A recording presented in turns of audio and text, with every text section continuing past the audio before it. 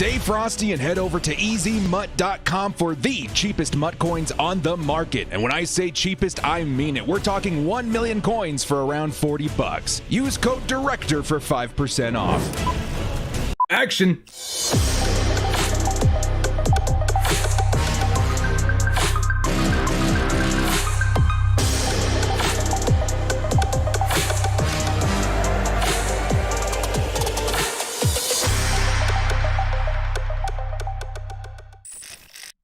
Yo, what up, brothers? What's up? It's the director. Let's turn the music on. Yeah. What's going on, everybody? Let's do some shout-outs in the chat. We got Showtime in here. Vic Valdez. We got Xavier Leos. Blake Mullenberger. Xavier Leos.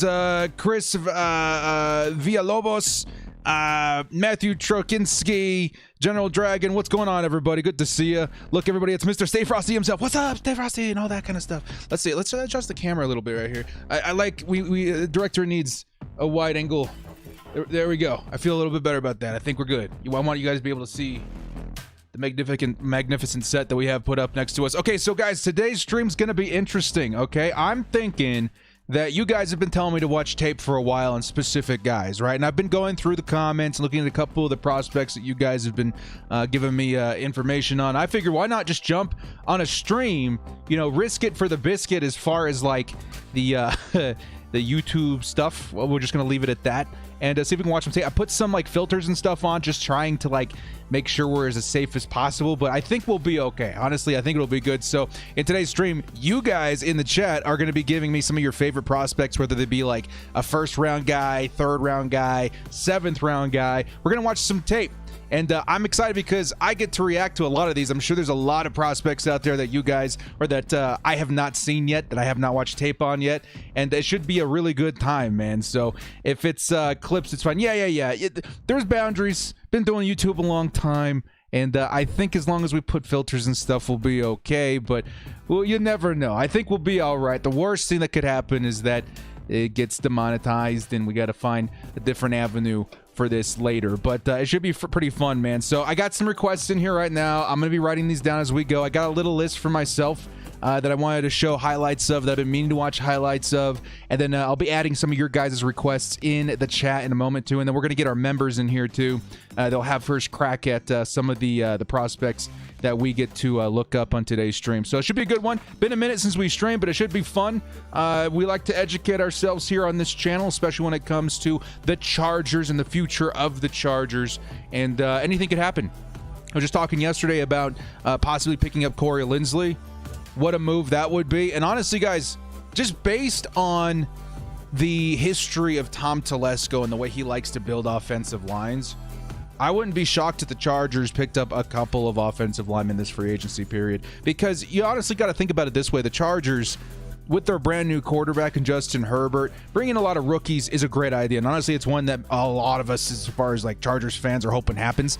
But I also do think there is value in bringing veteran guys that are already proven to help like push us through this 3 to 4 year period that we have Justin Herbert so cheap. So don't be surprised if we get Villanueva, as well as like Corey Linsley. Then maybe we go after like Elijah Vera Tucker or something in the draft. So anyway, we're going to be looking at some prospects in today's video. Dara saw you guys want to see what's going on.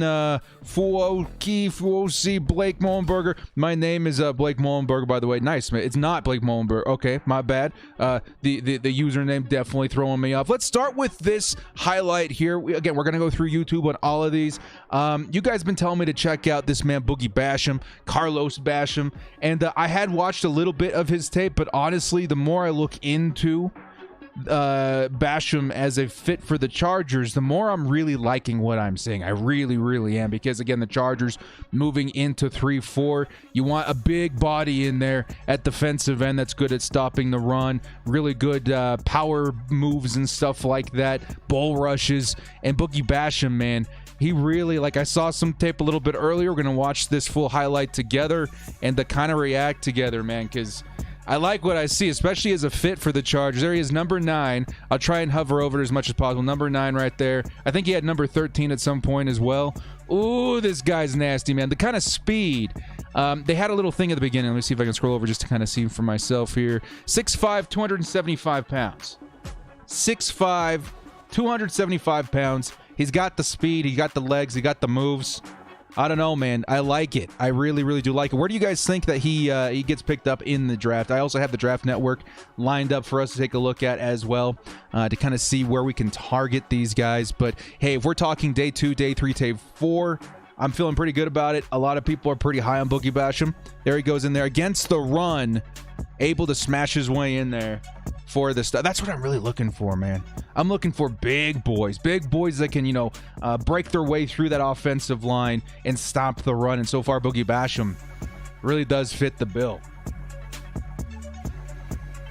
The chat is saying that he could go around the second round. He's projected around the second round. Honestly, I wouldn't feel too bad about that, especially if we're talking about the Chargers picking up offensive linemen in free agency. Ooh, that was tough. And that's something I noticed about Boogie Basham too, man. This man has a nose for forced fumbles. Take a look at him here. Breaks his way through, puts the hand right where it needs to be, and pops that ball right out. That's nasty. That's disgusting. Some people are saying he's a first-round talent, maybe a late first-round talent. I don't know, man. It's interesting how many teams in the 3-4 scheme might be looking at this guy. Of course, it doesn't matter, as far as like 3 and 4, like the transition for the Chargers, it's not as dramatic as I think even I have been making it to be. But it does seem like in that base formation, this is a great fit for Boogie Basham.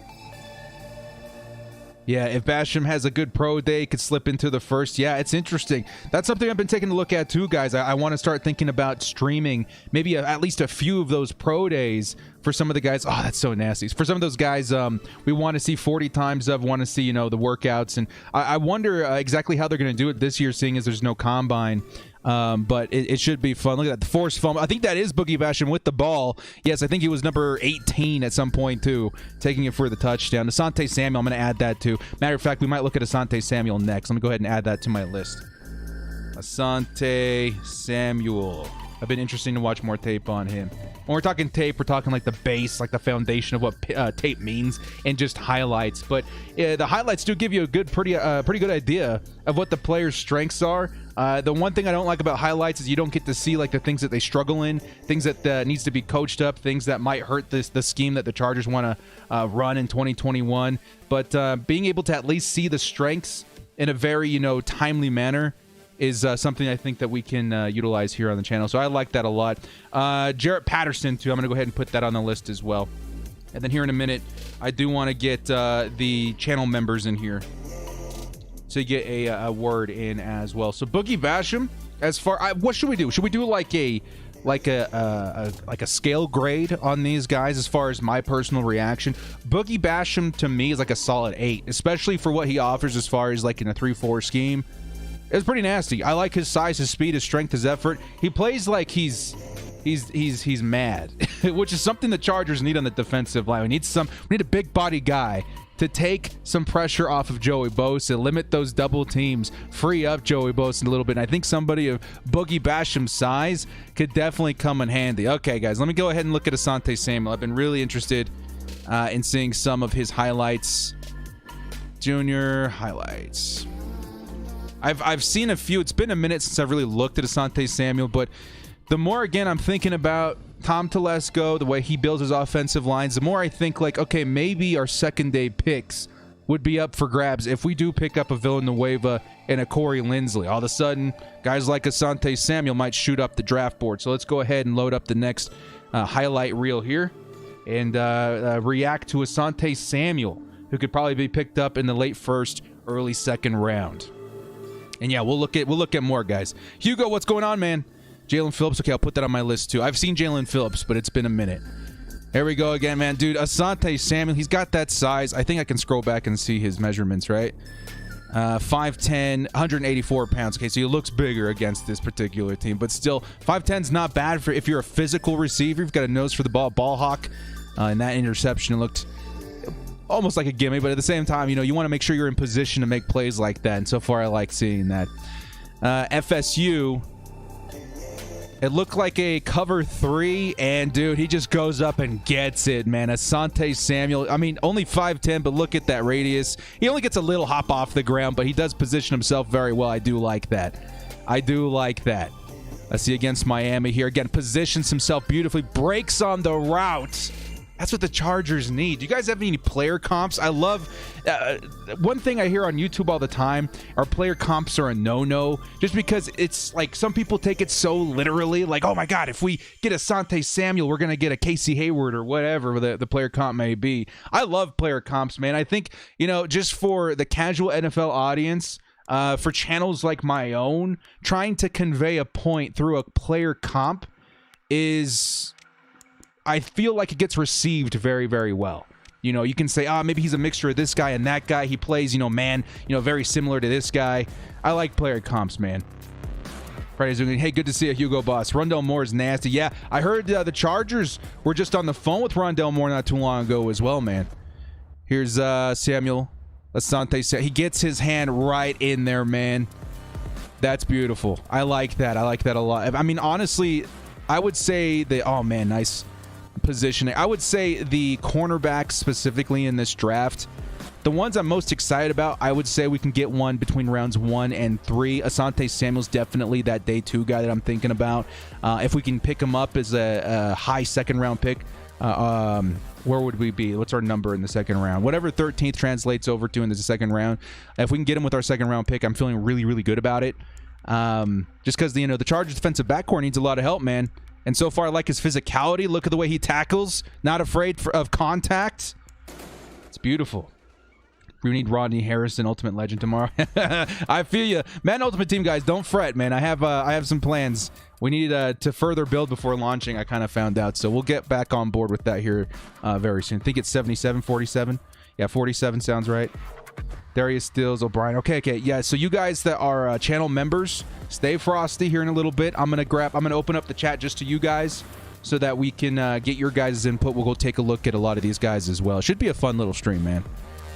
Here we go. Quarterback's rolling out. Asante Samuel, nice stop. Ooh, he's got that WWE move around the shoulder slam. And I think that was Rondell Moore right there too. Very nice wide receiver. I don't know, maybe that wasn't Rondell Moore. Either way, man, crazy good. And look, physical contact. He's not afraid of contact. It's something I really like seeing from the cornerback position. You're talking about Brandon Staley, the way he uses his cornerbacks closer to the line of scrimmage, the physicality. He really relies on them in man-to-man. I could see Asante Samuel ascending to that role at some point. Very, very nice. Oracle Savior, welcome to the crew, guys. Give him some love. Thank you so much for the support. Can it be March already? Yeah, I feel you, Hugo. I feel you. What a pick right there. Asante Samuel. Was that Asante Samuel? I couldn't see. Maybe he deflected it. Yeah, deflection by Samuel, then picked up by number 8 there, FSU. He's got a nose for the ball. Is something that I really like. He seems to be in position more often than not. That's crazy too. His physicality, his flexibility, his positioning. I'm a huge fan of Asante Samuel, man. See, he ended the year with his career with 93 tackles, 29 pass deflections, 4 interceptions. Positioning is huge in those statistics. I like it, man. Again, if we go read player profiles and stuff like that, there's nothing but love for Asante Samuel. Chargers could definitely use some help in that department. Does anybody have a player comp for Asante Samuel? If I was looking at him and I was like, okay, who does he remind me of? Maybe we could even look up. I'll actually have this open on the side here. There are some player comps on NFL Draft. What is it? The Draft Network. Let me see if they have a player comp up for him, just to make it easier on ourselves. Let's go cornerbacks here. And then Asante Samuel. Where is he? Their rankings are crazy. They have him listed at number 76. I don't like that. I definitely see him as a day 2 guy. Of Honey Badger. Yeah, kind of. The physicality does remind me of Honey Badger. I do like that, Don. I do like that. Did they have a player comp for him here? Reminds me of Brandon Flowers of the Kansas City Chiefs, who also had a stint with the San Diego Chargers at one point. You guys remember that? Brandon Flowers. I like that. That's a good comp. You guys remember Brandon Flowers back in the day? When he played with the Chargers, I think he was like in the decline of his career, so he didn't have a huge impact. And I think he was injured for a lot of his time with the Chargers. But Brandon Flowers, I can definitely see that. Jalen Waddle is my favorite draft crush. He's up there for me too, man. Definitely up there for me too. Let me take a look at this list here. I had a couple I wanted to watch with you guys. Jarrett Patterson. Okay, so these ones are important to me because they've been connected to the Chargers in some way. Jarrett Patterson has been talking to the Chargers. I've been hearing rumors that the Chargers could go in on running back again, because when it comes to running back, I still feel I love Joshua Kelly, and I do think that he can develop into that guy that Anthony Lynn was hoping he would be. But again, that was an Anthony Lynn pick. Staley might want to do something else and bring in a different kind of back. I don't know. I like what Joshua Kelly brings. Honestly, at the beginning of the season, Joshua Kelly to me was looking like the real deal. And then what was it? It was that fumble versus Tampa Bay, right? That gave him a chance to score before half. After that, it feels like he started nosediving. I don't know. I still have faith in Joshua Kelly. I really do. But let's take a look at this guy, Jarrett Patterson. He's been connected to the Chargers. I want to kind of see. I actually have not seen any highlights of him, so it should be fun. Let's take a look at it together here. So I have to say Brandon Flowers was on the decline, was doing the Bolts. Yeah, he definitely was. He definitely was. And make sure, guys, if you see a nice channel in here you'd like to see their highlights, definitely go subscribe to these guys too. 5'9", 195 pounds, Jarrett Patterson. From first glance, he looked more like a scat back, or let me see. I can't quite. He's only 5'9". Does he have the wheels to make up for it? Waddle's a sexier pick, but Slater is more of a need. Yeah. The lot's going to depend on what the Chargers do in free agency. Here goes Patterson, dude, like air trucking his way through the defensive line, and he's off. The speed, I don't know, man. It looked like 32 was slacking back there. I feel like they could have a nice first move right there, that first juke with the one cut, and he takes his way all the way to the end zone. That's some nice speed, some nice burst and acceleration. I like that. It's crazy that the Chargers are thinking about another running back after Joshua, because I felt like Joshua Kelly was a great prospect, but guy's got some speed, though. I can't lie. Big boy comes in there, breaks a tackle, goes into the end zone. That's not too bad. Chargers, Aaron Jones. No, I don't think the Chargers should spend up on running back. If the Chargers pick up any running back, I mean, guys like Jarrett Patterson, he looks okay. You know what I mean? If we go in free agency, I would definitely I would hope we get somebody on the cheap. Kind of like how the Tampa Bay Buccaneers did last season with Leonard Fournette. They kind of found a guy that fit their system and he kind of helped develop over the season. But I want to use most of our cap space this season to address offensive line mainly. And then maybe other depth positions like cornerback, wide receiver, who knows. Would you sign Lindsley, Villanueva, and still take Slater or Darrisaw? Yeah, if we sign Lindsley and Villanueva, I'm still going in on guys like Slater for sure. I'm still going in on guys like Elijah Vera Tucker. I still want interior offensive linemen. I like his breakneck speed, though, man. Look, he finds a hole, hits it. He's got the acceleration. He's getting away. I mean, he seems to have the kind of speed and separation. He finds the lane. And then they just can't catch him, man. He's fast. He reminds me of, what's his name? Muhammad something. I forget. He was a couple years back. He was a rookie a couple years back. He's just known for his crazy speed. Not the best ball carrier moves, but when he got in space, it was pretty much a touchdown. Makes way into the end zone. Okay, so I like him, man. I mean, if we're talking day 3 pick, and we just want some variety at halfback, that's fine with me. I'm still kind of running back isn't a huge priority for me at this point. I feel like we don't understand how much of an impact that Austin Eckler is going to have on this team next year. I was watching an interview with Joe Lombardi, and he was talking about how he wants to use Austin Eckler like Alvin Kamara, which is going to be a video a little later. As we get into the offseason, how the Chargers are going to operate as far as their offense. You got to give Joe Lombardi some credit, man. I mean, he's seen, what a third down running back can do, a receiving back can do, the kind of damage that they can do. And I'm really interested to see how he wants to utilize Austin Eckler. Oh, look at that, man. The balance. Able to get back up. Again, he's got the speed. No one's going to catch him all the way to the end zone. I like it, man. Honestly, I do like him a lot. Finds the lane. He's hard to take down. Those break tackles. If we're talking in Madden terms, he's got that break tackle rating of 93. That's pretty good. How do Eckler and Kamara compare in size? I think not too off. I think Kamara's a little bigger. But, I mean, Austin Eckler, pound for pound, probably got more muscle mass. That dude's a beast. Again, so he's a one-cut back. He's got great balance.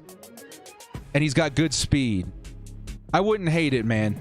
I wouldn't hate it. Jarrett Patterson, if the Chargers pick him up, we're talking a running back core of Patterson, Jackson, Eckler, obviously. Do we keep Kalen Ballage? Probably not. And then Joshua Kelly. We add Jarrett Patterson to the mix. I wouldn't hate it. Honestly, I wouldn't hate it. I still think the Chargers need more of a power back. Because to me, this Jarrett Patterson guy kind of reminds me of Joshua Kelly a little bit, because he doesn't have that size, but he does have that one-cut ability, that run down a single lane kind of ability. He's hard to take down, nice break tackling. But if we're going to get in a fresh running back, I think I still would rather have a power back somewhere around 5'10", 5'11". Good break. Again, it's like what we drafted Joshua Kelly to be, but I still don't. I still have faith that Joshua Kelly can be what we were hoping he would be. So maybe that's why I'm not stupendously excited about Jarrett Patterson. But still, I like what I see from him, and I would be very excited if the Chargers decided to pick him up. Kamara's bigger, stronger than Eckler.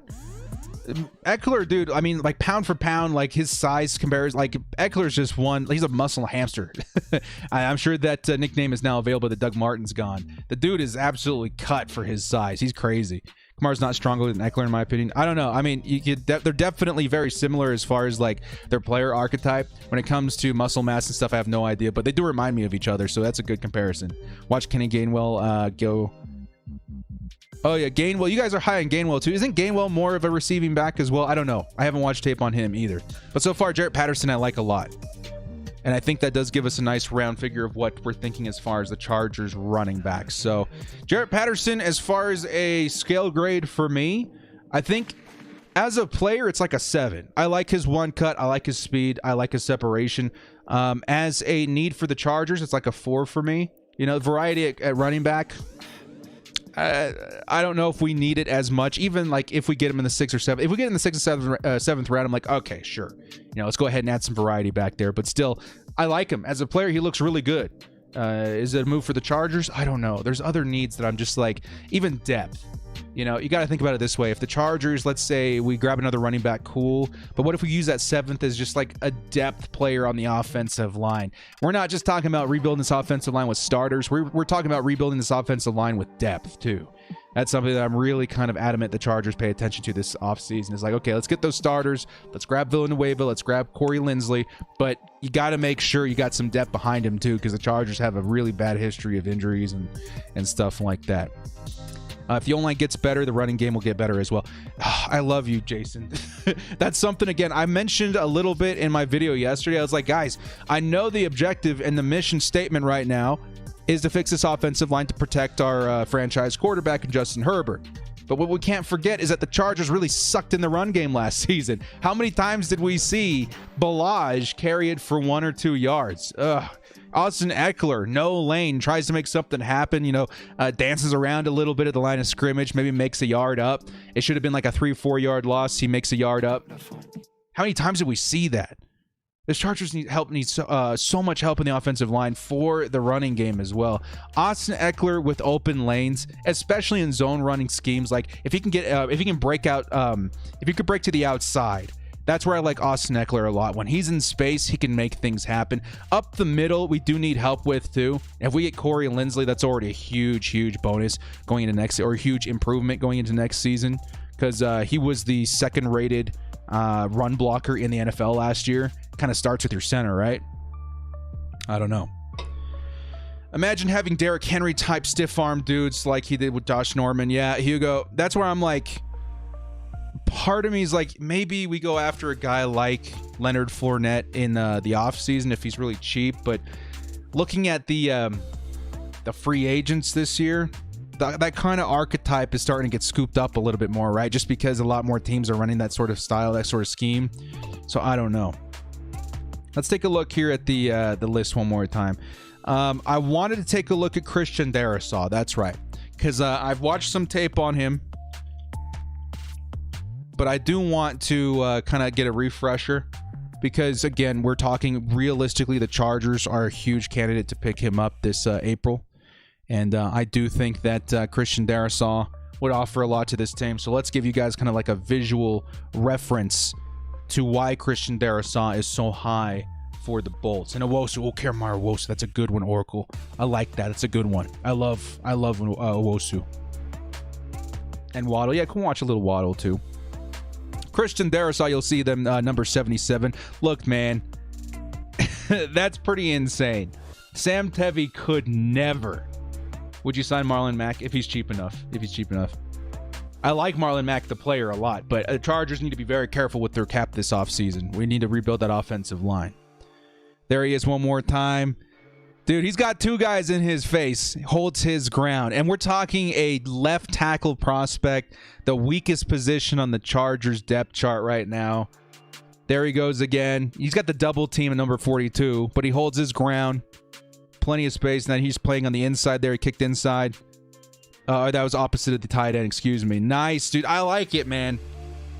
He's versatile. He's got a bit of agility to him as well. Look at him pulling over to the right side there. This is a bit of an eye-opener here too, man. Look, he's got the two-man, takes his assignment, buys enough time. Imagine the kind of damage that Justin Herbert could do with an extra second or two provided by a solidified left tackle. 77 in there. Again, too, they tried to fake him out there with that edge rusher going the outside and then back in. He stuck to his assignment. He looks really good, man. How's it going, Dyson? Good to see you. There he is again, 77. Holds his man. Again, we're talking about, and look at that. The Notre Dame likes to do that a lot, right? They take their edge rusher, fake like they're going on the outside, and they pull back in. It really seemed like Darrisaw had the kind of awareness not to get faked out by that. He takes his assignment. He pushes him back. He's the one creating the most space there on the left side of the line. Very consistent. Kyle Pitts, Jalen Waddle, Darrisaw, in my opinion. Yeah, I'll give you guys my thing here in a minute. My chart as far as who I'm looking for in an order. Darrisaw is my favorite prospect left tackle other than Sewell. Dude's a beast. Yeah, man, from what I'm telling, like, he's very smart is what I'm looking at. He's got the size, obviously. He's got the poise. He's got the agility, which is something that's kind of a cherry on top for me. But his awareness, you know, his football IQ, as far as like sticking to his assignment, and then like basically performing it better than everybody else on that offensive line, is admirable. Now, Darrisaw is one of the better pass protecting offensive linemen in this draft too. You see him on the left side there, pushes him all the way out. I mean, I like it. Can we watch some Waddle? Yeah, we'll watch some Waddle here in a minute too. Scott in here, what are your thoughts on Elijah Vera Tucker? I'm huge on Elijah Vera Tucker, man. He's on my list too. We'll watch a little bit of tape of him in a minute.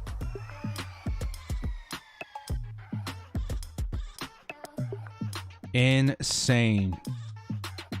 What are your thoughts, guys? I mean, there's a scenario that the Chargers, let's say at 13, we're looking at Kyle Pitts.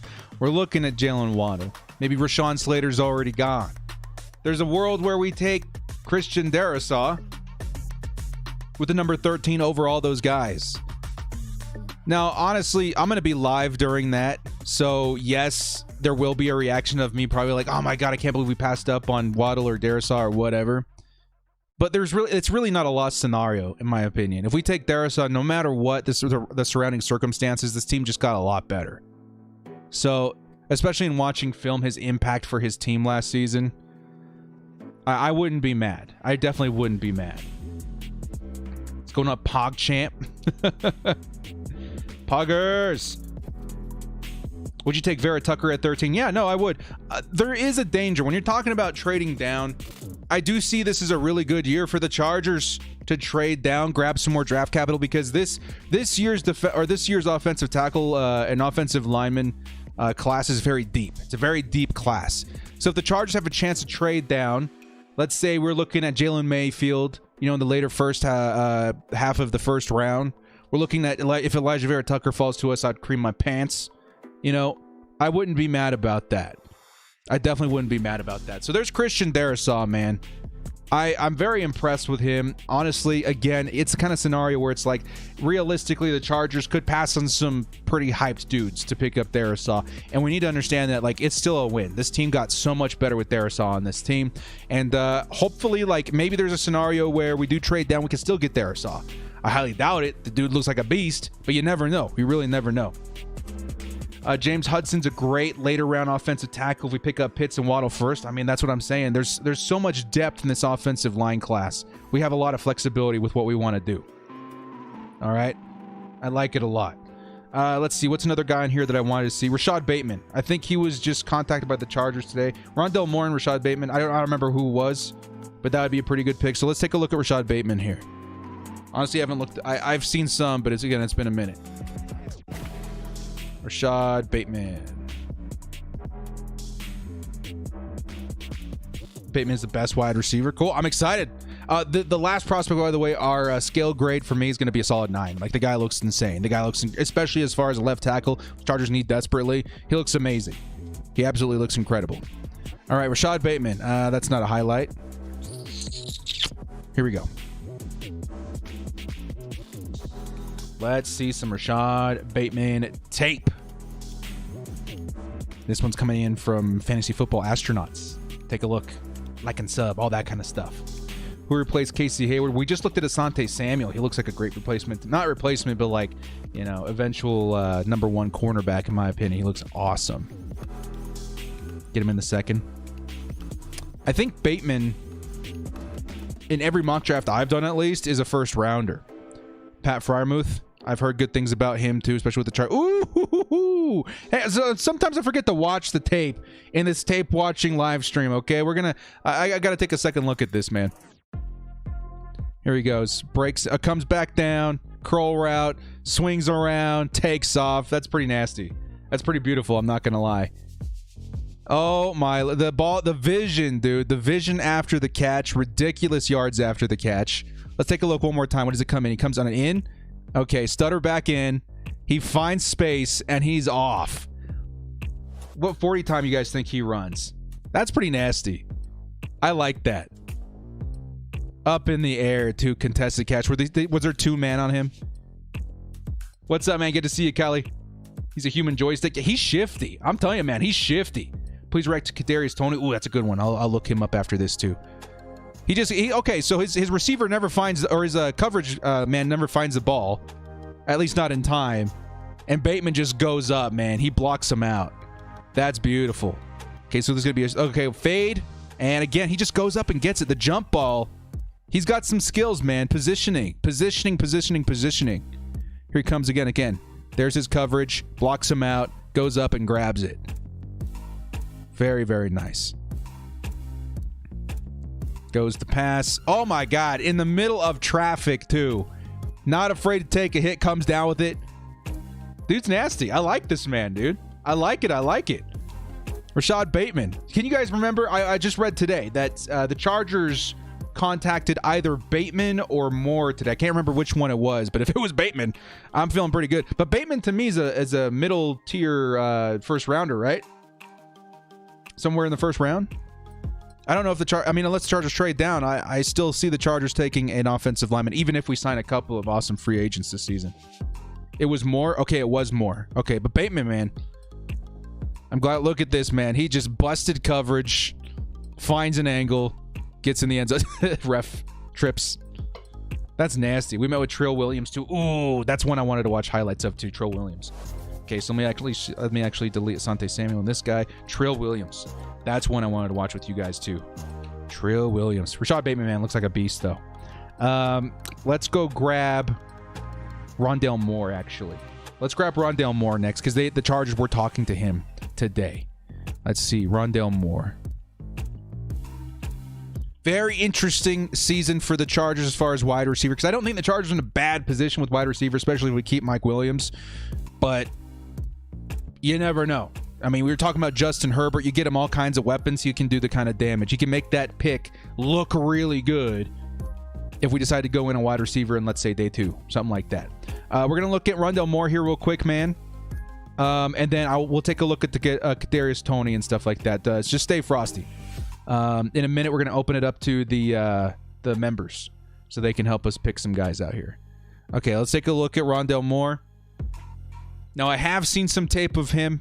Who does he remind me of? The last guy, by the way, scale grade, I'm going to say Bateman's like a 7.5, 8. He looks really, really nasty. Moore reminds me a little bit of, like, I don't know, Tavon Austin a little bit. Maybe. He just got that, like, shifty. Maybe Cordell Patterson a little bit, too. The dude's just super shifty. Dude's just super, super shifty. Here he comes in. Okay, we got 5 wide. Where is he? Comes back inside. Oh, man. Breaks a couple of tackles. Dude. He's slippery, man. Dude is slippery. Oh, my Lord. He just took off, too. That's the kind of thing that I think we can all expect in any sort of Rondell Moore highlight, is his shiftiness. That's what they had on the title there. He can... a lot of people say that. Look at that. Horse collar, too, right in the middle of the ref. He doesn't say nothing. He's like Debo. Yeah, he's like Debo. Chargers are the slowest team in the NFL. I mean, yeah, the Chargers need a lot of help when it comes to speed. I think that's a huge emphasis that Brandon Staley's going to have this offseason, too. We need speed, speed, speed. That's why, like, a lot of it's like a, not a hot take, but unpopular opinion. I do want John Ross. I want that speed, man. We need more and more speed. And John Ross wasn't that bad, okay? He's just really hurt all the time, which is, again, one thing I'm worried about. Wow, man. Breakneck speed all the way inside the 5. I got to see that route one more time. Everybody be quiet. I want to see. Let's see. So he goes inside on the slant. Keeps his balance like Alvin Kamara. Oh, my God.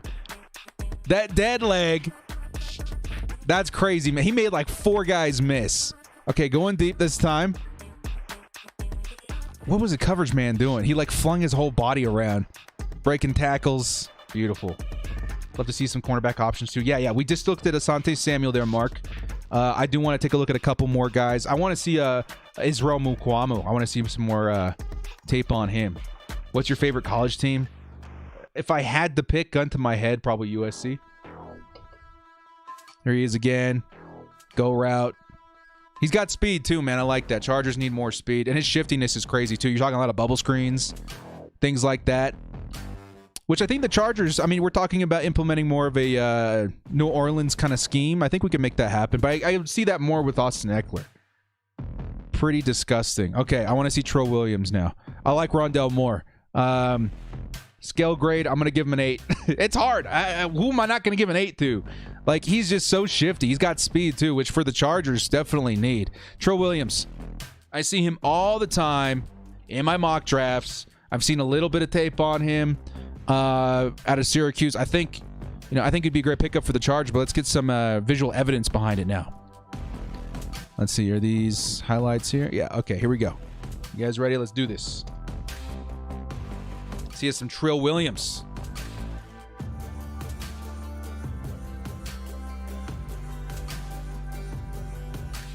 Got a little bit of moves there on the return. I like it. How tall is Trent Williams? Do they have his measurements back here? They don't. I see a lot of very lengthy cornerbacks in this class too, man. I think that's something that Brandon Staley really liked about his boy Jalen Ramsey. He's got that size of physicality. He's able to use them in several different positions, areas on the field. And I'm hoping we pick up somebody like that too. Physical. As I say physical, the dude just like WWE style again slams him to the ground. Pretty nasty. He does look like he's got at least some size to him. He's got some strength to him too. Yeah, we'll get to Tony, guys. Don't worry about it. That's what this stream's about. We probably will do a couple of these kinds of streams. So if we miss out on a couple guys today, don't worry. We'll come back and see some more highlights in another stream. I want to make this kind of a regular thing. Helps educate me. Gets these guys in the highlights or in the spotlight for what you guys are looking for. And then anybody watches these replays can get a little bit more educated too on what the Chargers can do in the draft. Pat Freiermuth, yeah, okay.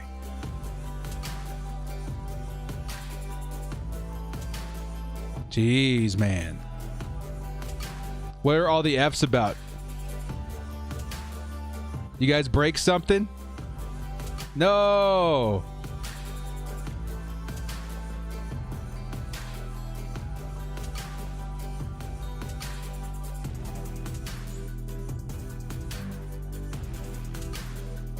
Hang on, y'all.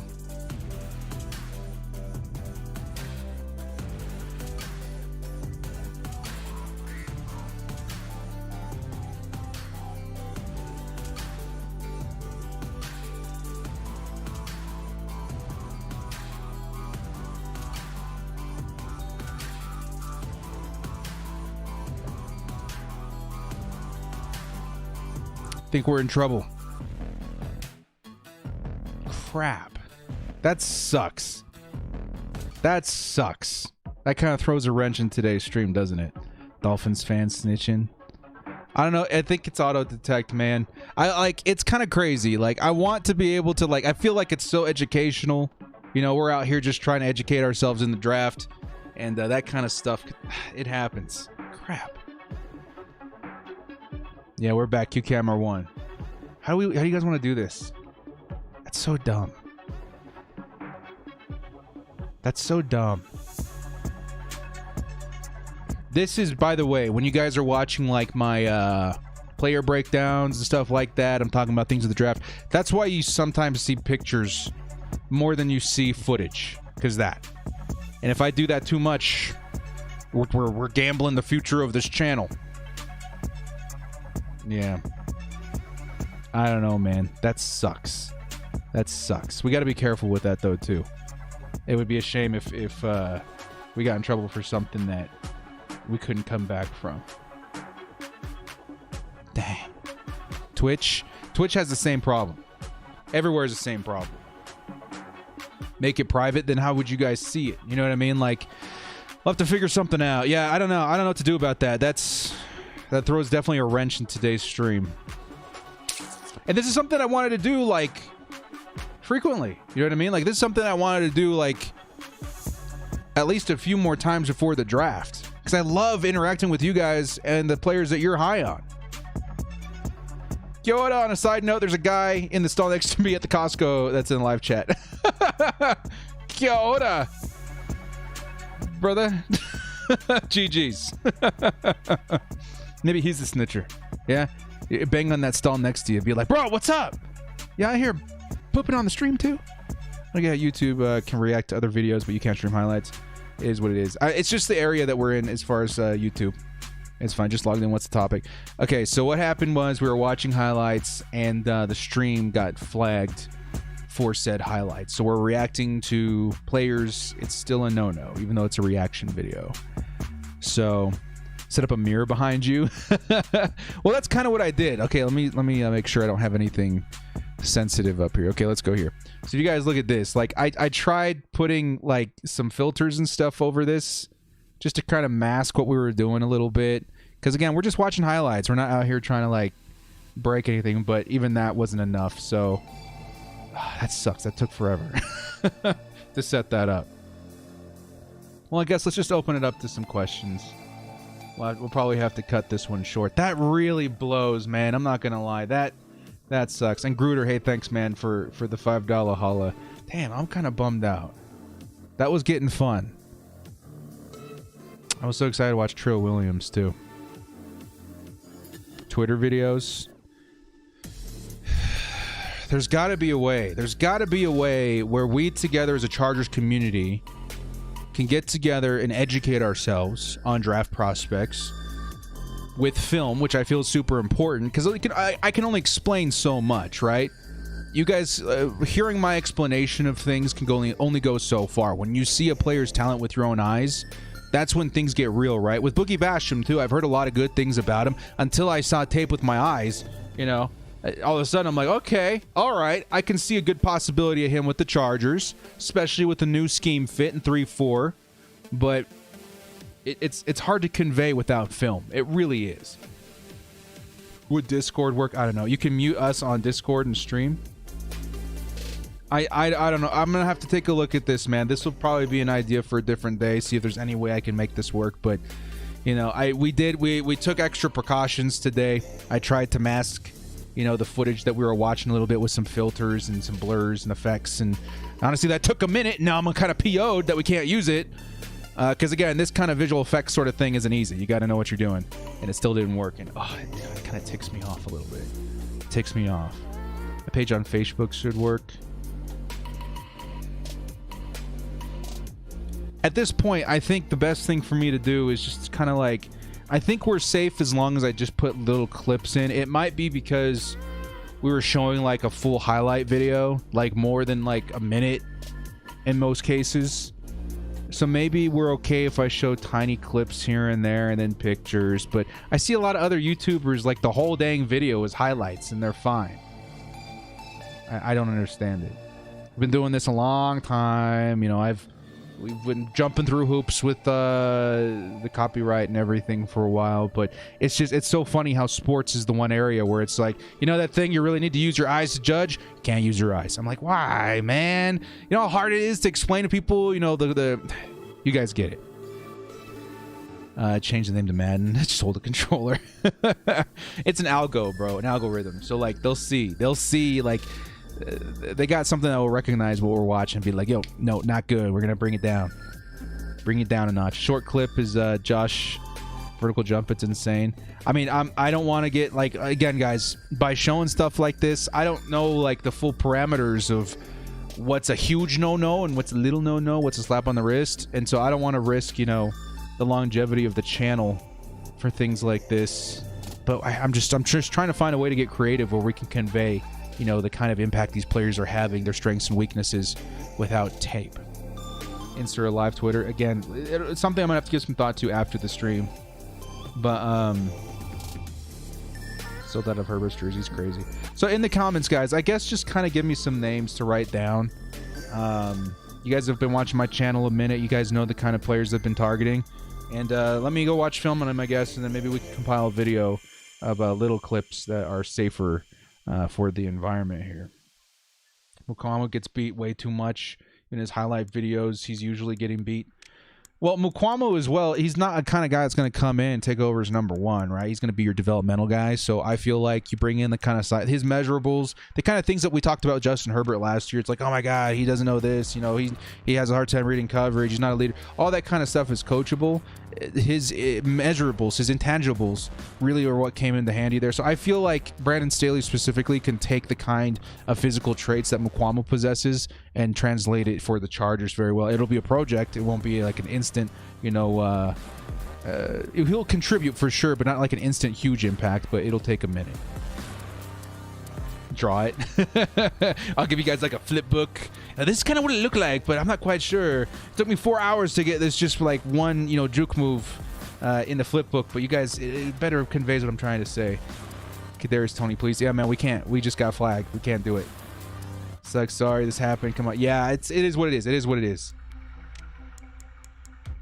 He's Kadarius using a burner. Paulson Debo too. I gotta write that one down. I gotta watch more. Paulson Debo, man. Low key, he's gonna climb. Like, I don't see him. What, he's a day 2, a late day 2 pick, early day 3 pick. There's no way he stays there, right? He's a day 2 pick, in my opinion. Mid day 2 pick. He's really good. I have to watch more tape on him too, but man, he definitely, like, I was like, holy crap. He's a little low, isn't he? Tony, yeah, man, we can't watch Tony. We just said we can't watch Tony, bro. The stream got crapped on because we were watching too much tape or something. Jalen Phillips too. Yeah, I know, man. I apologize, guys, everybody here. If you're just jumping in, we're watching tape and the stream was taken down because we were reacting to copyrighted material, and that's a no-no. Even with, you know, the extra precautions that we took with trying to mask the, you know, put our own creative spin on the actual footage. So it is what it is.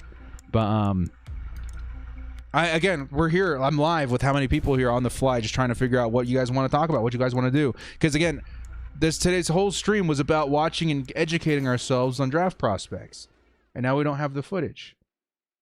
How hard would it be to develop a quarterback if you're sitting in the film room and you got no footage? It's a no-no. Kind of sucks. It's one time I'm kind of like PO'd at the whole system here. What do you make of the Titan first rounder? Okay, let's do this. I might even change the title of this video. Okay, let's talk off season in terms of like free. We can also talk a little draft prospects here and there too, but let's talk about free agency and how it could affect the draft and the rest of the off season going forward too. Okay, so like hit me up with your like questions and stuff like that. Any question really. You know, if you've been trying to get a hold of me on, you know, the comments and I haven't, you know, I can't get to all of them. Now's a good opportunity to like get that question in right now as we kind of, you know, call an audible here on this particular stream. So I'll start reading some questions out loud here, man. We'll call this more of a Q&A stream, and you guys can get my thoughts on some of the situations for the Chargers. So Oracle Owosu Karamoa. Now, again, guys, I'm going to change. Let me actually do that right now so we stop confusing people. Let me go ahead and change the title of this, because people are coming in here wanting to see highlights. We can't do it anymore. Let's call it Live Q&A. Draft, prospects, and free agency. Let's do that. We'll save that so that we can stop getting confused people in here. Owusu Karamoa, we took him in a mock draft a couple of videos ago because he fell to us in a trade down scenario. And Owusu Karamoa, man, holy cow, this guy's kind of a do-it-all linebacker, right? He's great in coverage. You can blitz him. You can hit the gaps as far as run defense. I'd be ecstatic. Now, again, the Chargers are in an interesting situation when it comes to the first round. If we trade down and we get a whole bunch of picks, I can definitely see us being like, okay, if he's there, it's a value, we take him. But even in a situation where the Chargers have a lot of things addressed in the offensive line, I still think we go offensive line in the first round. What do you think about re-signing Desmond King? Complicated question, right? Because we don't know. King had some beef, right? King had some beef with somebody, and my guess it was Anthony Lynn, maybe Gus Bradley, right? Those guys are gone. Is there a chance that the Chargers say, hey, dude, you know, those guys that were rubbing you the wrong way, they're not here. You got a lot of chemistry with the dudes on the team already. Come back. The guy was young, too. I hated that we got rid of Desmond King. I'm gonna say the door's still open. Is it likely? I don't think so. You just don't see that too often. But I'd love to see it happen. It's copyrighted for the music. No, we have our own music. It was the actual footage. The footage got flagged. No. And Tajia, when you're saying if you record it and post it on Twitter, I've been flagged on Twitter before too, and I definitely don't want to get my Twitter account taken down as well. So we just, it's part of the game out here, man. You got to know how to maneuver. Looks like Packers aren't going to extend Lindsley. Yeah, we did a video on that yesterday. Absolutely number one priority for me for the Chargers. Can you see the Chargers sign a big name player on defensive side not named Watt or Clowney? Yes. As far as free agency, this is, I mean, if we're completely like changing the subject of the stream, let me go ahead and get Spot Rack and stuff up on here real quick. Spot Rack. It's Spot Rack. Let's go ahead and change this to, I think what we should go after, if we're going to go after a big splash signing on defense, it definitely should be like an edge guy.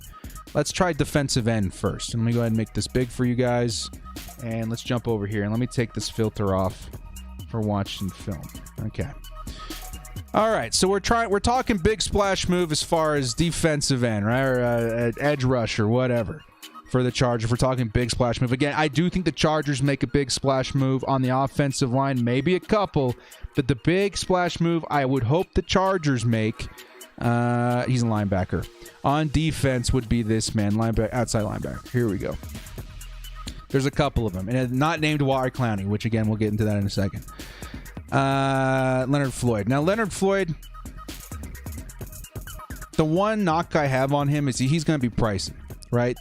$13.1 million over 4 years. Actually, it's gone down since then.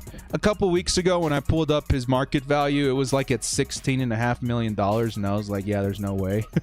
But at 13.1, that's not bad, right? And he has a lot of chemistry with Brandon Staley, who definitely is to be credited with his breakout season with the Los Angeles Rams. And what Leonard Floyd would offer to the Chargers, again, one of my biggest offseason needs, one of my biggest offseason concerns is how do we free up Joey Bosa? We've got $100 million invested in Joey Bosa just to watch him get double teamed every single week. I hate that. Get some help on the other side of that line. Free Joey Bosa. And if they're still going to double team Joey Bosa, then here comes Leonard Floyd. You know what I mean? $13.1 million over 4 years. Long commitment. Very expensive. But again, one of those positions where I'm like, edge threat, man. You got to have that kind of presence, that kind of pressure in the AFC West. I feel like Leonard Floyd in a 3-4 system would work beautifully. Again, the relationship with Brandon Staley works beautifully. He, in my opinion, is one of the more likely off-season acquisitions for the Chargers. If we're talking one big splash signing on defense, Leonard Floyd, it's almost tied. It's almost tied with Leonard Floyd and John Johnson. If the Chargers somehow are able to fit, dream scenario, on defense, John Johnson and Leonard Floyd, all of a sudden we're looking really deadly. We're looking really good. But we also have to think about Tom Telesco and the way he likes to build offensive lines. If we have Leonard Floyd and we have John Johnson, are we going to have the money for Corey Linsley, who's my number one right now? Maybe we do. Are we going to have the money for Villanueva? That's where we're probably talking we ran out of cash. Now, there's a really good situation or a really good chance that the Chargers move a lot of money around this season, especially because of how much money we have going into next year. Chargers a top 5-7 team or something like that in cap space 22. So backloading a lot of these contracts is likely what we'll see happen. If we get Leonard Floyd and it's a $52 million contract over 4 years, you can fully expect a lot of that money to be filtered into seasons 22 and 23, right? The 2022 and 2023 seasons. Fully expect that to happen. And that's probably the only way we see a lot of free agents come this season.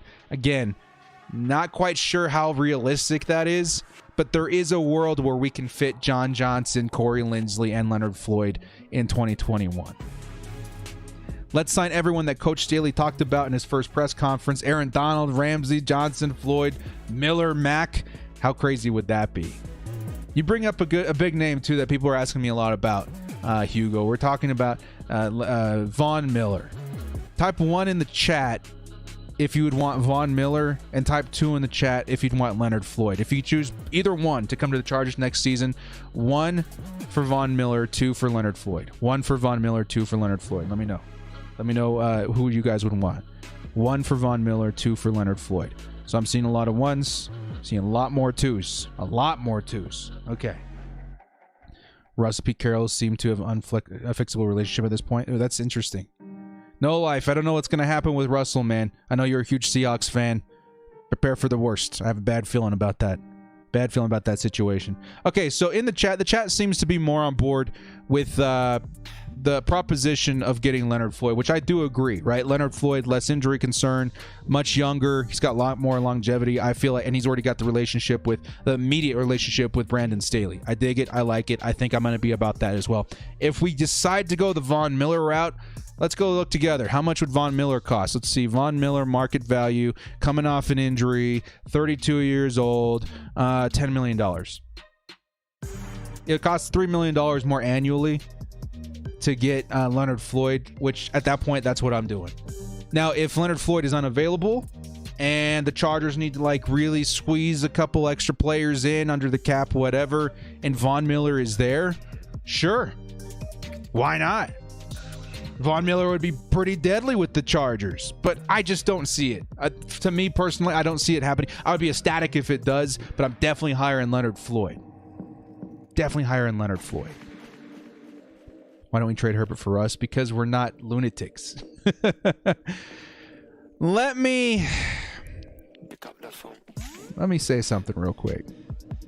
Lend me your ears. Matter of fact, I should pull up his name before we get into this too deep, because y'all about to grill me pretty hard. Okay, ready your pitchforks and torches and stuff, guys, because here it comes. All right, because here it comes. Now, I've talked about this before. Brace yourself. All right. Type 1 in the chat, and this is before I give any sort of explanation. Type 1 in the chat if you'd rather Jadeveon Clowney. So 1 for Jadeveon Clowney, 2 for Von Miller. 1 for Clowney, 2 for Miller. 1 for Clowney, 2 for Miller. Go. Chat. Who would you rather grab? Clowney or Miller? See a couple 1s. A lot of 1s, a lot of 2s. You guys are pretty split on this. General Dragon says he don't want none of any of that. He says 0. Okay. All right. Okay, that's what I would say. What's Clowney's price? Okay, this is where I'm getting at, okay? This is where I'm getting at. The reason Clowney's intriguing to me, okay? Take a look, number 1, at his price, all right? Half the price. He's half the price of Leonard Floyd, okay? That's the one the first reality is Jadeveon Clowney is going to be cheaper than Leonard Floyd by a lot. He's going to be half the price of Leonard Floyd. And honestly, yeah, I'm feeling a lot better about Leonard Floyd to the Chargers immediately. You know what I mean? Because, I mean, God, Jadeveon Clowney, knee injury. The guy really sucked in Tennessee. The guy had little to, I mean, no life. You can tell me, you know, how did he do in Seattle? Actually, there's a comment here. Clowney robbed the Titans for 15 mil, 15 pressures and 0 sacks. Well, Clowney, or no life, how did he do for you guys in Seattle? You know what I mean? There's a lot of things. There's a lot of things that people hate about Jadeveon Clowney, which is crazy because when he came out of the draft, he's like one of the biggest draft prospects as far as edge rushers we'd ever seen. Just never lived up to that potential.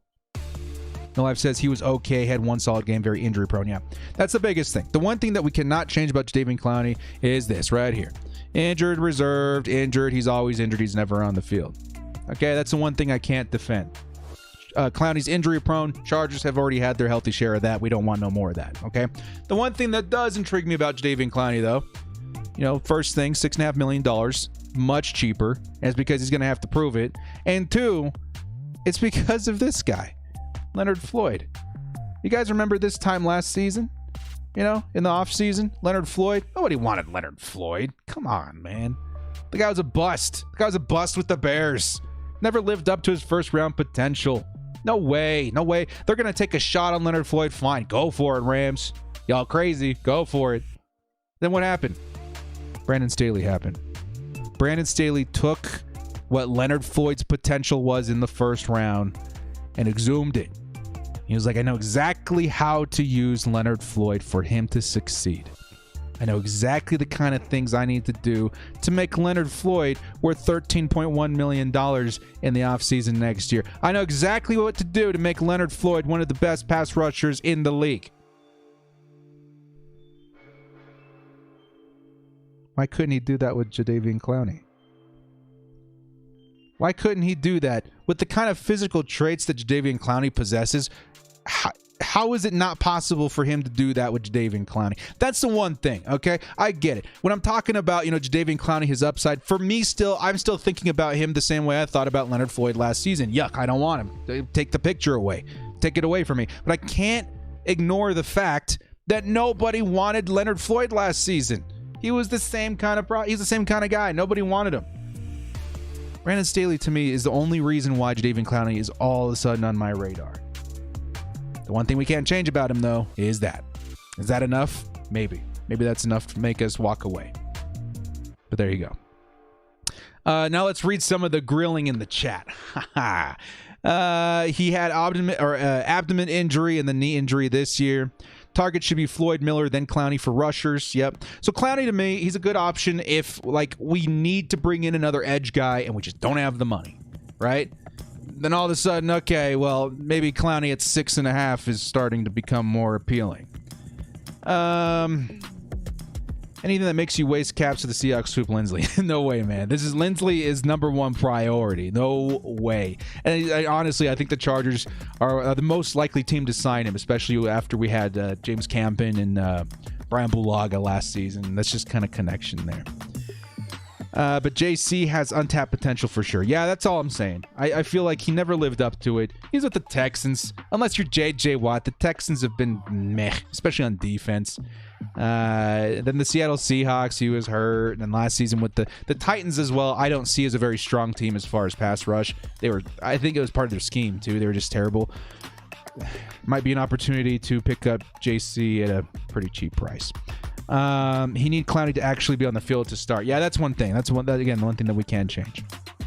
If Derwin James is healthy, our defense will be top 3. Yeah, Derwin James can be used in a variety of different ways. I remember seeing an interview a couple of days ago about how they can definitely use Derwin James as a corner if needed. Like, put him everywhere. Like what they're doing with Derwin James. You know, disguise him. Put him in disguise coverages. Make him, you know, the focal point. Because I see Brandon Staley is the kind of guy that understands what's in front of him, right? Like, okay, let's say that we're looking at like a deep post.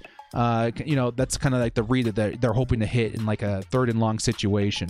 And then they can line Derwin James up in the box, but really he's going to be playing out deep. He's going to back up, play out deep. I can really kind of see that happening. I can see him utilizing Derwin James specifically for their number 1 read kind of guy. So I don't know. I see a lot in that. We want Lindsley, clap, clap, clap. Yes, we do. Director, on a scale of 1 to 10, how important are the high taxes California free agents come here? Honestly, I think that's why you see a lot of free agents go to Florida and to Texas. I think it's a bigger deal than we make in our minds. I really do. It's got to be a big deal. Now, on the flip side, California's got some of the best, living situations, especially for people that are that are pretty wealthy. So it's kind of a give and take. It's gonna be way more expensive, but man, you're gonna have yourself a house on, Long Beach or whatever. There's a bit of intrigue there as well.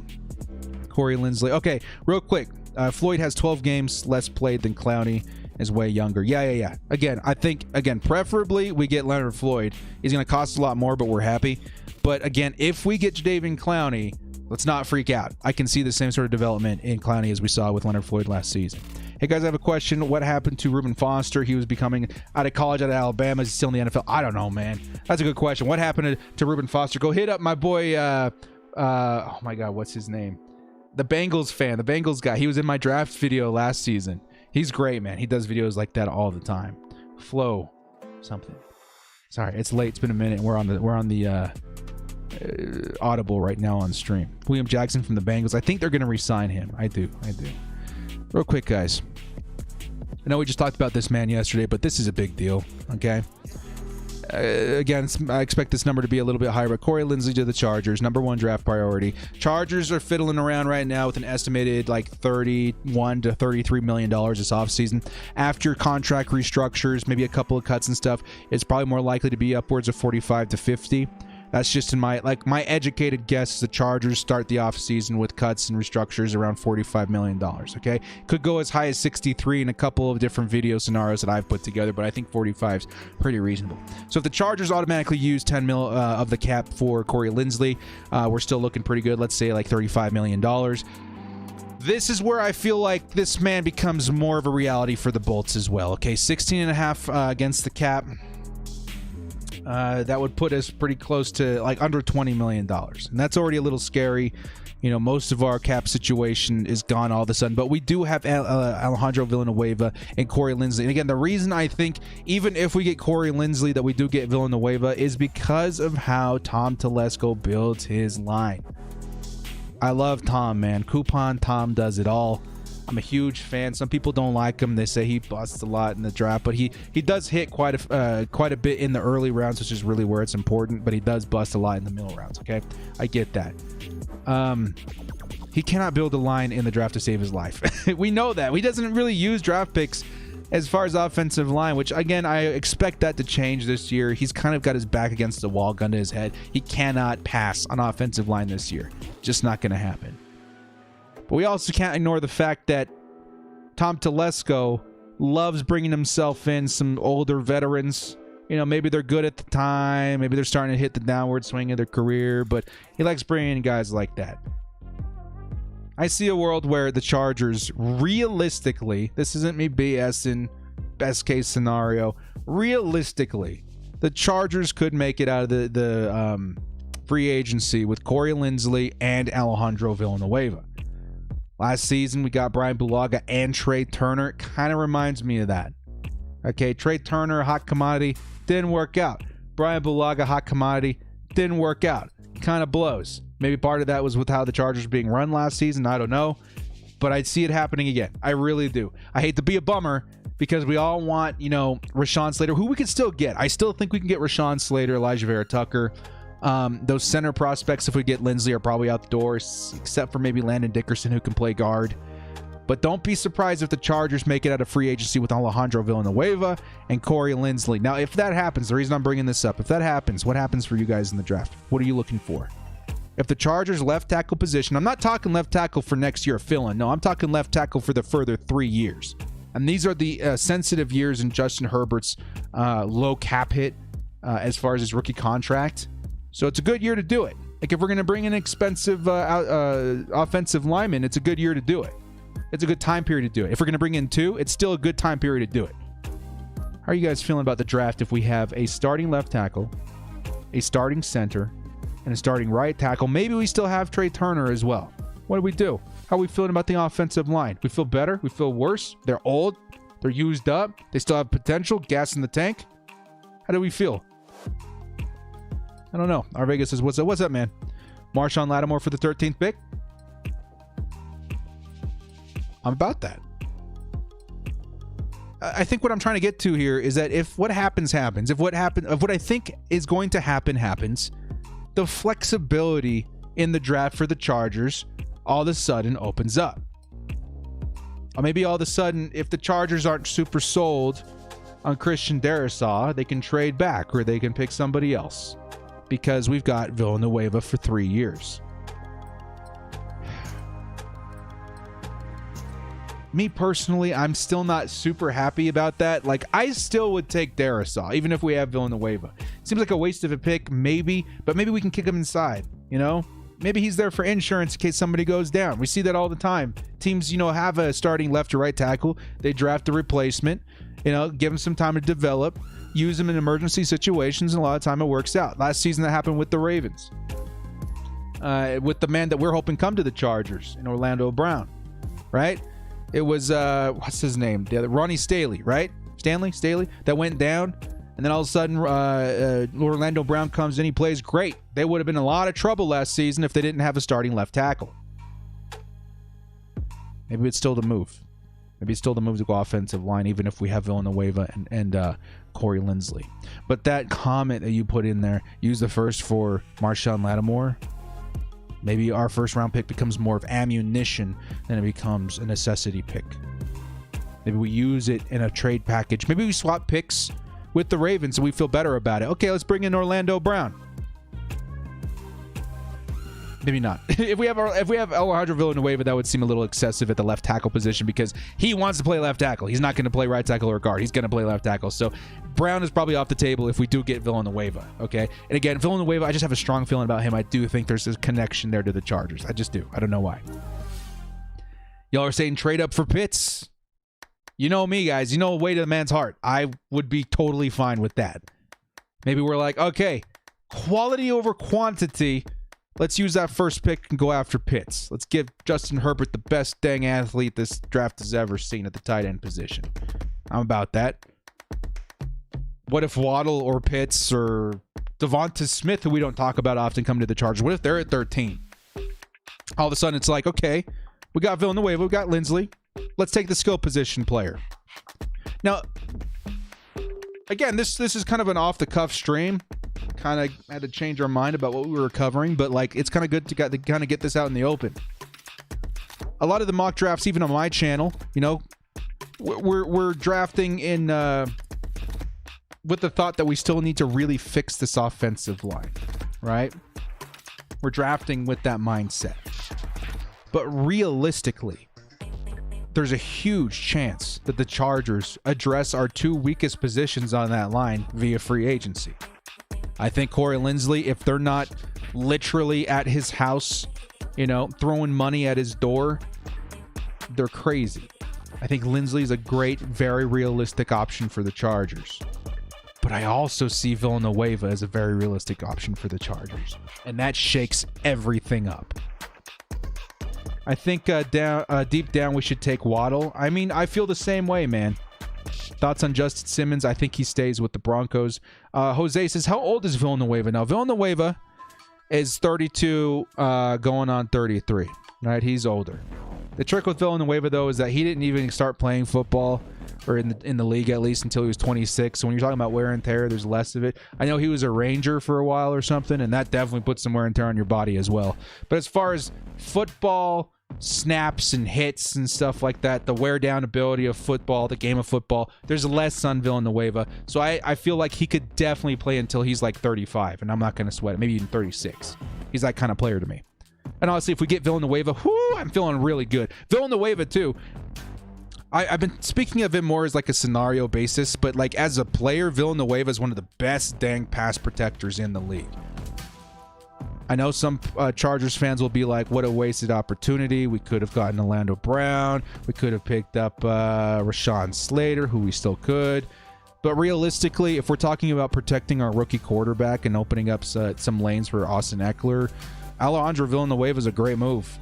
It's a great move that fits our cap. It's a great move that fits our scheme. It's a great move that fits the aspirations for the team in 2021. Alejandro Villanueva could definitely happen. I haven't even brought him up that much because I honestly prefer, Rashawn Slater in a rookie tackle. But realistically speaking, Villanueva is probably more likely.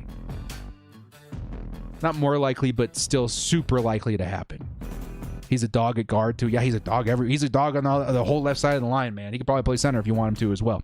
So Hugo Boss comes in here and he says Villanueva, Feeney, Lindsley on the left of the line. How does that sound? Feeling great. Do you guys want Feeney? Do you guys want Dan Feeney back? I do. I think Dan Feeney's a good player. He's not just a center. He's also a guard. I think he was drafted to be a center, and then they ended up putting him at guard. He did pretty well. Mark says, what about Trent Williams? Let's go look up his price here.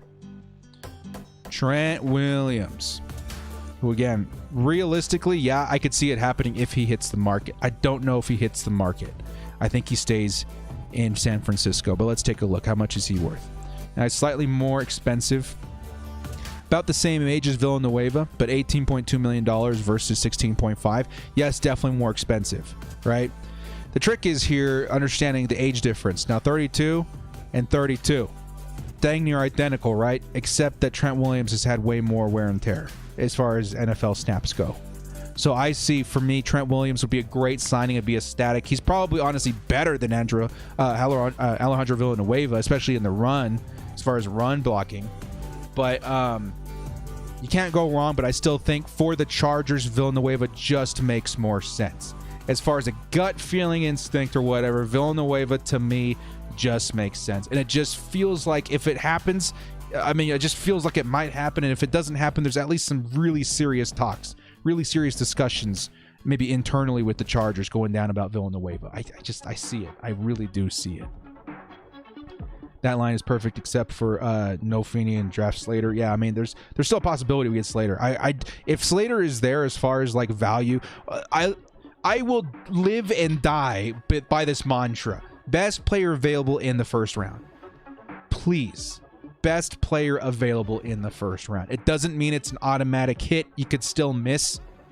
But if you think that like Waddle is legitimately going to be a Tyreek Hill kind of player in the league, if the Chargers scouts go over to Brandon Staley and Tom Telesco and they're like, dude, we're doing our reports, and based on this, and that, Waddle's more likely to hit than miss. Way more. If we were going to take an educated guess, he's closer to Tyreek Hill than Brandon Cooks. You know? And then draft day comes around, and at 13, you're looking at Darrison Waddle. You're taking the guy with the higher upside, right? Let's say they see Darrison more as like a Jedrick Wills or something, right? And they're like, okay, he's going to be pretty good, but Waddle's like best player by a wide margin. Don't pass on the best player to get the next best tackle. You know what I mean? I'm a huge believer in best player available. In the second, third, fourth, fifth, sixth round, start targeting and reaching a little bit for those positions of need.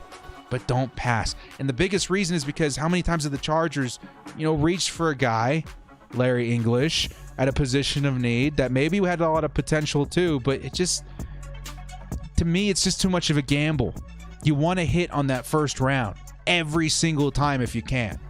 And if you reach, you're taking a shot, you're passing on a guy that you're much higher on, doesn't make me feel good. Doesn't make me feel good. Okung reunion, 1 year stopgap solution, maybe. I wouldn't be mad about that. I still do think the Chargers go after someone with a little bit more longevity. How old is Okung? He's got to be getting up there, right? I wouldn't hate it. I wouldn't hate it. Jackson Carman left tackle, Slater left guard would be nasty. My dream scenario right now is Dylan Raduns and Slater. That would be insane. What about Troy Hill? Troy Hill's definitely connected to the Chargers as well. Waddle would take our offense to the next level. I can see Herbert to Waddle. Yeah. We've talked so much about Waddle. We've talked about how Waddle is a different player depending on where he goes. If he goes to the Bears, I think his floor there would be Brandon Cooks, which Brandon Cooks is still a really good player, but it's definitely not his ceiling. I'm sorry, his ceiling would be Brandon Cooks. His ceiling with the Chargers is definitely around that of Tyreek Hill, just because of the quarterback and offense situation out there. They don't have a good quarterback. I can't see Mitch Trubisky, utilizing Waddle in the same way that Justin Herbert would. It's different depending on where they go. Isn't Badgley a free agent? We also need a kicker. Kicking, We need to pay attention to it. But kickers, it's almost like a crapshoot sometimes, right? You could use a freaking draft pick on a kicker and it might not work out. What was his name? Roberto something? He was with the Bears and the Bucks, and he busted hard, right? A lot of the times you find a guy, you hope it works out, you stick with it. You know, you definitely, I would say, if they're thinking about keeping Badgley, you gotta bring in at least some competition. If you just give him the job, that's not running a football team right. You gotta bring in some competition, at least make him work for it, and make sure we're giving ourselves the best. Aguayo, that's what his name is. Giving us the best chances possible to have the better kicker. Yeah, it was Aguayo. It was Aguayo. It was the GOAT. What are you talking about? He had these ups and downs, man, but they used a draft pick on him. You expect Justin Tucker when you use a draft pick on a kicker, and it just didn't work out. You met Tommy Tremble, the tight end. I hope we don't let go of Hunter, guys. Real talk for a second. I have a bad feeling. That we may have seen Hunter's last snap with the Chargers this last December. I have a bad feeling about it. I really hope I'm wrong. I adore Hunter Henry. I think he's underrated. I think he's definitely a guy that you want to keep for the morale of the team. He's a heck of a player to have him on my team every day of the week. I think he's a tremendous help in developing Justin Herbert, and that kind of familiarity needs to stay on the team. He's a great football player. He's a great person. I just have a bad feeling. We might be losing Hunter. I've been hearing that Bill Belichick's got his sights locked on Hunter Henry this offseason for good reason. He's a good player. If Bill's looking at Hunter Henry, I mean, I think Bill knows what he's looking for in good players. I think there's a good shot that Hunter Henry would be very good on the Pats. I hate it. And what's even worse is that there's a world where we lose Hunter Henry and Kyle Pitts goes top 5. The only way I feel good about losing Hunter, not even good, the only way I'm accepting losing Hunter Henry is if the Chargers are like, okay, no matter what, we're getting Kyle Pitts. We're going to trade up. There's a world where we lose Hunter Henry and we don't get Kyle Pitts. And we trade for Zach Ertz.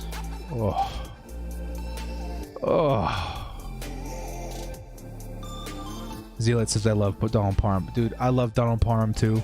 But you're talking about a guy that came out of the XFL. He's going to need some time to develop, you know what I mean? He could just shoot off with Justin Herbert next year as the number 1 tight end, but I don't know if I'm gambling that in this particular window of Justin Herbert's career. $2 Holly coming in from Alvaro says, would you be okay with Earl Thomas? Yeah, I think I'd be okay with Earl Thomas. I'd want like a psych evaluation first, send some PIs to his house. Make sure he's not up to anything snarky. And if he clears all of the mental eval, then I'm totally down for that. I think that's a great mentor for Nasir Adderley. Faux show. I'd be okay with that. Thanks for the $2 holla,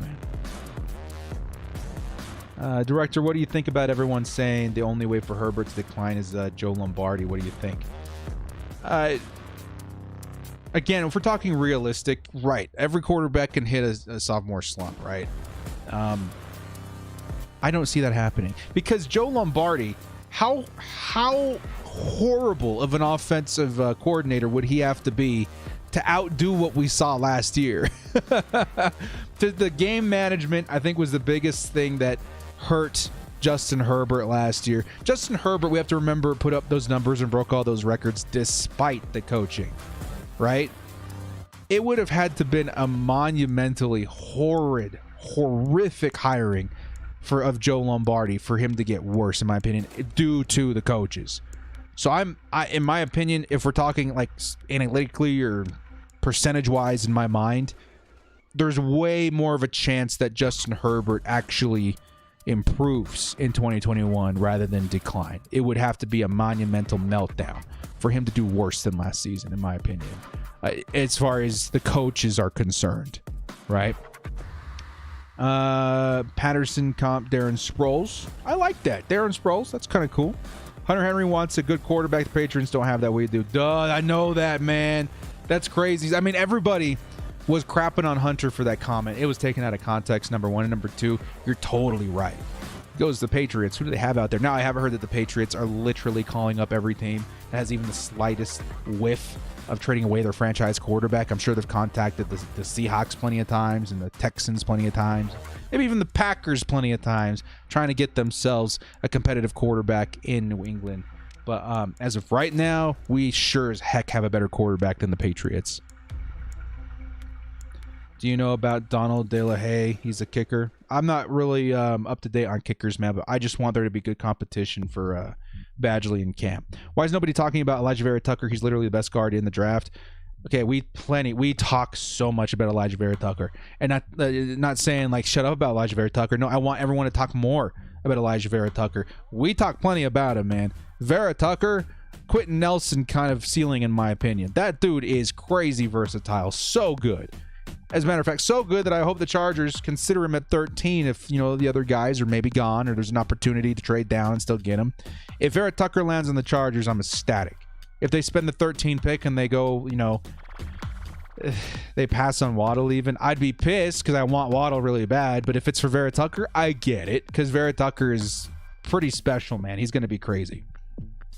I think Shane had good plays, but didn't realize the O-line were train wrecks and Lynn wanted to run every play. At least Joe would know how to run the different offense to run. But yeah. So Joe is great, especially with the archetype of running back that we're using. Anthony Lynn. The ghost of Anthony Lynn haunts this stream. The way he ran his run game, man, made me sick. Because he's like the running guy, right? And we ended up like 31st in run yards or some analytics, something crazy bad. It's because he kept trying to use Austin Eckler like he was Leonard Fournette or Derrick Henry. Stop with that. That's why I'm so high on Joe Lombardi utilizing Austin Eckler correctly. Joe Lombardi's like, you know who I worked with? Freaking Alvin Kamara. And you know what we're going to do? We're going to use him the right way. We're going to use him as a receiving back. We're going to play to his strengths. No reason why Austin Eckler couldn't be like a top 5 or 10 running back next season. 10 is probably more likely. But as far as yards from scrimmage, he could definitely be top 5 through the air and through the run. I just think Joe knows. Joe knows how to use a back like Austin Eckler. J.C. Jackson's a good free agent. Yeah, but he's a slot cornerback, right? I love Chris Harris, man, but man, if you would have told me before the season, like, yo, we're picking up Chris Harris, but we're going to have to get rid of Desmond King in the middle of the season, I've been like, yo, no, man, keep Dez and maybe pass on Chris Harris, man. Like, he's good. I'd love to have him, but if it means we're losing Dez, nah, you know what I mean? It just seemed like such a bad move last year. We only got a 6th-round pick, dude. It really rubs me the wrong way. Brady Fayoko should be given a shot. I'm sure he will, man. He's a good guy. He's a good player. Watch Alabama football for the last decade. We should start drafting more Alabama skill players. Oh, my God, please. Do we talk enough about Devonta Smith to the Chargers? We don't, right? Because I feel like between the two of them, Waddle fits this team more, right? I feel like Waddle paired with Justin Herbert. I mean, it's so hard to say because Devonta Smith is such a talented player, too. Some people are worried about his size.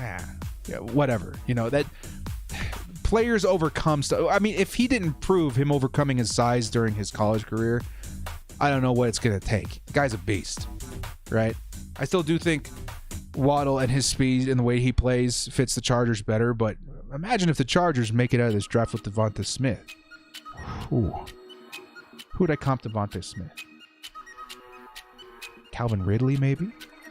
Imagine Calvin Ridley on the Chargers. Not quite literally, but I still think Devonta Smith has a chance to be better than Calvin Ridley. That's a huge compliment. I love Calvin. Or I love Devonta Smith. I think it'd be crazy. Dez is a free agent. Can we get him back? Yeah, we just talked about that. Maybe. It does. Not likely. Not likely. Anyway, guys. Apologize for the stream having to change its tune halfway through, but yeah, we had some difficulties in getting the clips to stay on the screen for you guys, and I think we had some fun out here today. Maybe some more Q&A videos up to coming. I'm just trying to find a way to get more streams during, especially when we start getting into like the drought of the off season, where we're like, okay, we've drafted everybody, we've signed everybody, what you guys want to talk about. You know what I mean? And so we'll get more stuff like that as the off season goes on. But we're gonna wrap the stream up today, man. Think about more questions and stuff you guys want answered. I probably do this again next week. I want to try at least getting a one stream out as frequently as possible. And it should be a good time out here, man. So, hey guys, thank you so much for joining me. Everybody, thank you for the super chats. Thank you guys so much for sticking out with me and during the craziness of having to change the tune of the stream. And we'll catch you guys tomorrow with a new video, and then hopefully again next week with another live stream. We'll probably do another Q&A kind of style, but maybe we'll see if there's a way I can like maneuver my way to showing you guys some footage. Well, again, guys, thank you so much for joining me, guys. It's been the Director. We'll see you next time, and as always, bolt up and say it with me. Stay frosty.